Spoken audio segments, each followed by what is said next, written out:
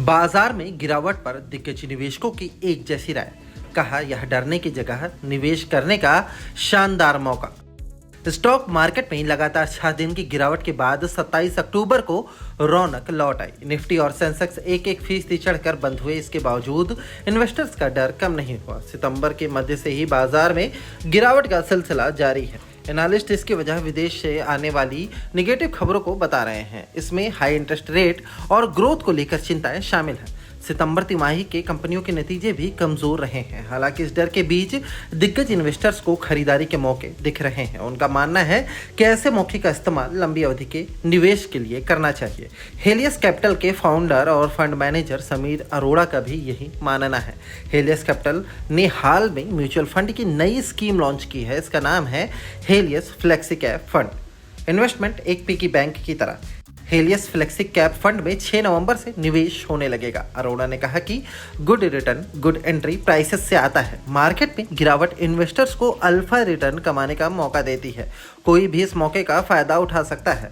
साफिर आनंद ने भी बाजार में बड़ी गिरावट को निवेश का अच्छा मौका बताया।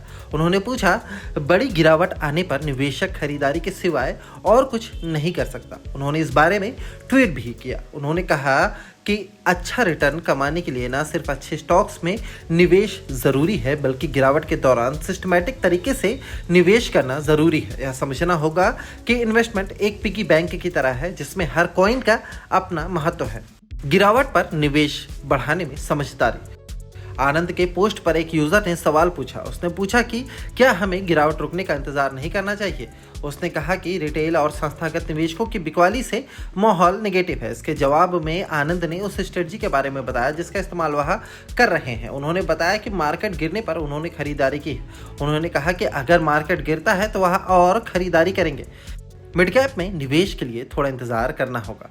नाफा एसेट मैनेजर्स के डायरेक्टर बालाजी वैद्यनाथ ने कहा कि निवेशकों को बाजार को सिर्फ गिरावट और तेजी के नजरिए से नहीं देखना चाहिए। उनकी कंपनी की राय है कि बाजार की यह गिरावट लार्ज कैप स्टॉक्स में निवेश का अच्छा मौका है। मिड कैप के बारे में उन्होंने कहा कि इन्वेस्टर्स को इन स्टॉक्स में और गिरावट आने का इंतजार करना चाहिए। कुछ दिन पहले बैंक निफ्टी में तेज गिरावट पर दिग्गज इन्वेस्टर आनंद शर्मा ने दिलचस्प प्रतिक्रिया जताई थी। उन्होंने कहा था, ऊपर वाले से एक ही प्रार्थना है कि इंसान के जीवन का चार्ट अभी के निफ्टी बैंक के जैसा नहीं होना चाहिए।